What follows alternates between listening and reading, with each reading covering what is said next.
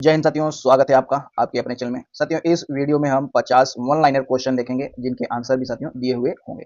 तो हम पहले प्रश्न की ओर चलते हैं। पहला प्रश्न है, पृथ्वी पर सबसे कठोर प्राकृतिक पदार्थ कौन सा है? सही जवाब इसका है हीरा। अगला प्रश्न है, किस फल को फलों का राजा कहा जाता है? फलों का राजा किसको कहा जाता है? आम को।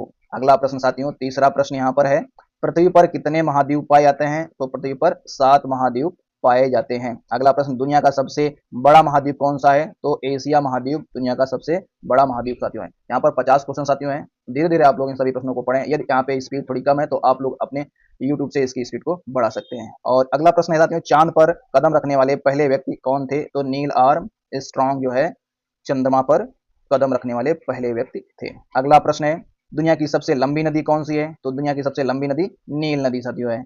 पृथ्वी पर सबसे बड़ा महासागर कौन सा है? पृथ्वी का सबसे बड़ा महासागर प्रशांत महासागर है।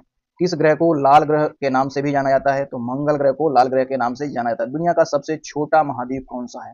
ऑस्ट्रेलिया महाद्वीप दुनिया का सबसे छोटा महाद्वीप है। भारत की सबसे लंबी अंतर्राष्ट्रीय सीमा किस देश के साथ लगती है? बांग्लादेश के साथ सबसे लंबी अंतर्राष्ट्रीय सीमा है। किस खेल में बल्ले और गेंद का इस्तेमाल करते हैं? तो क्रिकेट में बल्ले और गेंद का प्रयोग करते हैं। किस खेल में रैकेट और शटलकॉक का इस्तेमाल करते हैं? तो बैडमिंटन में इसका प्रयोग करते हैं। अगले प्रश्न की ओर चलते हैं, टेनिस बॉल का रंग क्या है? उत्तर है इसका पीला।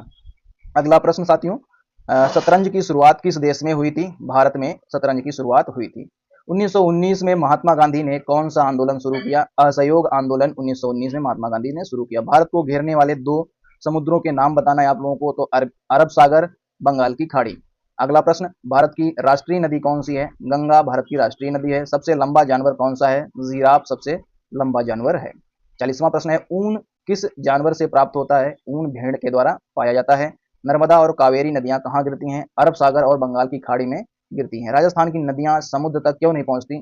क्योंकि रेगिस्तान झीलों में समाप्त हो जाती हैं, इसीलिए राजस्थान की नदियां समुद्रों तक नहीं पहुंचती हैं। भारत की 3 सबसे लंबी नदियां कौन सी हैं? सिंधु, ब्रह्मपुत्र और गंगा।